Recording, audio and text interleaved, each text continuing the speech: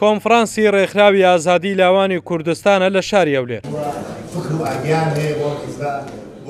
لە کۆنفرانسەکە نوێنەری شارەکان بۆ بوون بە ئەندامی نوێی سکرتارەتی ڕێکخراوی ئازادی لاوان هەڵبژێردران.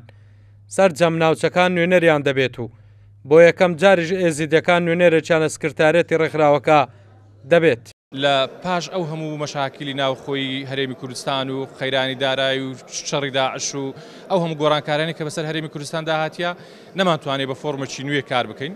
ئەم جارە بەرناممان هەیە بە فۆرمێکی نوێ ببینەوە مەیدان بۆ خزمەتی لاوان. کۆنفرانسی ڕێکخراوی ئازادی لاوان خۆشبەختانە بە سەرکەوتووی ئەنجامدرا.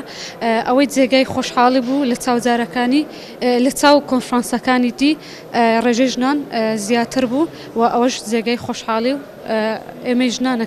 لە کۆنفرانسی ڕێکخراوی ئازادی لاوان گرنگی زۆر بە هاتنە پێشەوەی کچان و ژناندرا. لە دوو نوێنەر بۆ بوون بە ئەندامی سکرتاریەت ئەندامێکیان کچان و ژنان دەبن.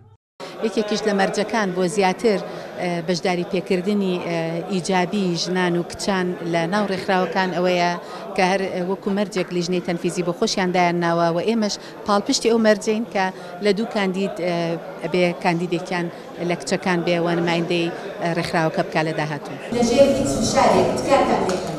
13 ساڵ بەسەر چوارەمین کۆنگرەی ڕێکخراوی ئازادی لاوانی کوردستان تێدەپەڕێت.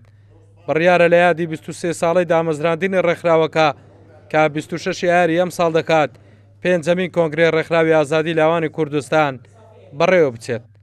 هەڵگورد ئەحمەد کورساد نیوز هەولێر.